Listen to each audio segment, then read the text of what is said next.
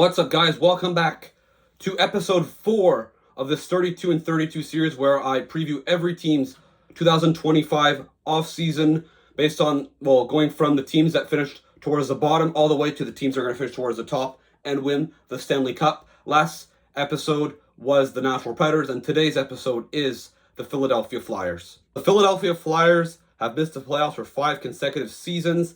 They've decided over the last few years to go in a rebuilding direction. And a few years ago, they did finish towards the bottom of the league, and they got the 7th overall pick and drafted Matvei Michkov. But then the following year, in what was supposed to be a rebuilding season, they actually were competitive. They almost made the playoffs, but they collapsed towards the end of the year. So it led to the question, what's next in Philadelphia? And they decided to roll basically the same team. And instead this season, they were somewhat competitive around the trade deadline, but they decided to sell hard, and they fell off. They fell off very hard towards the end of the year, and made a coaching letting go of John Tortorella and bringing in their interim head coach, their assistant head coach, to be the interim coach, Brad Shaw. But it was a successful season in the department where Matvei Michkov, who was their top prospect, had a pretty good rookie season in general. So I think that there's still a bright side to this Philadelphia Flyers team. Well, the Philadelphia Flyers finished 29th in the NHL, 8th in the Metropolitan Division. Like I said, the rebuild is currently being executed by Daniel Brière, a former Flyer.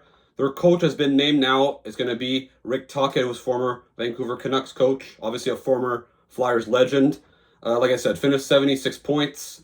Their goals per game was 24, so near the bottom of the league. Same thing with their goals against, but that was mainly because of their goaltending. I'll explain why later.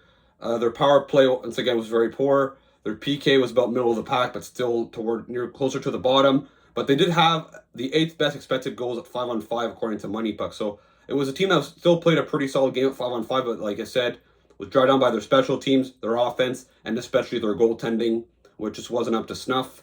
We'll get to that later.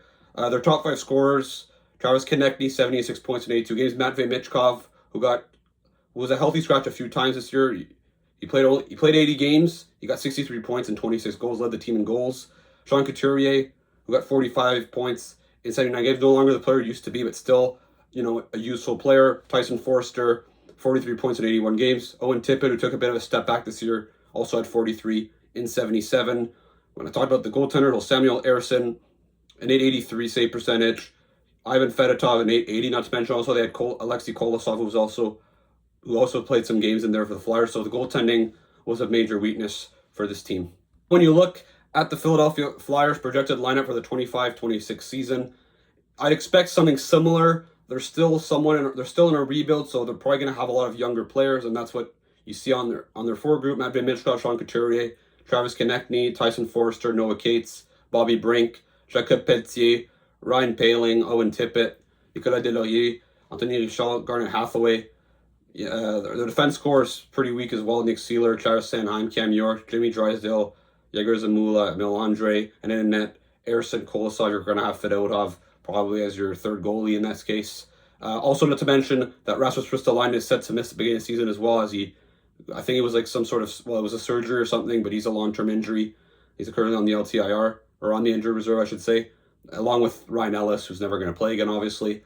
When you look at their cap space, they're going to have around roughly $25 million, almost $25 million to spend this summer. So I do think the Flyers are going to try to bring in some younger players, some reclamation projects to help, improve this team in the short term, but especially in the long run. So we'll see. It'll be interesting what Brière decides to do this summer, but there's still, some work to do, but it can be accomplished, I think, with the right moves. Now, when we look at the expiring contract, currently no UFAs that will be expiring, but you have a couple RFAs up front: Noah Cates, Ty Foerster, Jacob Pelletier, all young guys that they're probably going to want to re-sign. And on defense, Cam York as well, who's probably going to be a guy they're going to want to bring back unless they decide to trade him for some reason.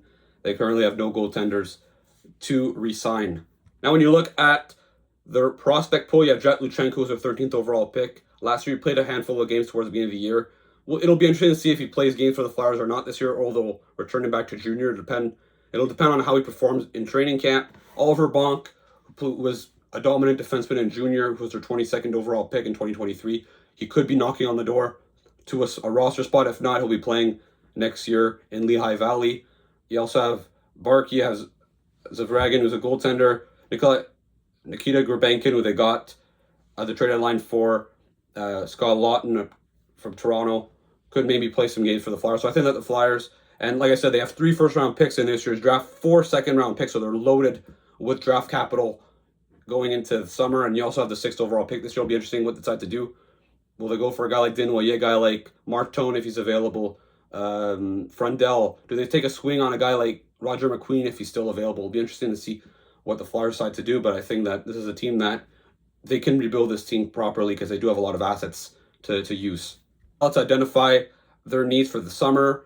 Obviously, their center core is very weak when you have guys like Sean Couturier, Ryan Poehling in there, Noah Cates down the middle. It's a pretty weak center core. They need to add at least a top 6 centerman because I don't think Couturier on a team that, and ideally a guy that's also younger that fits in their plans. They need to get a goaltender. I'm sorry.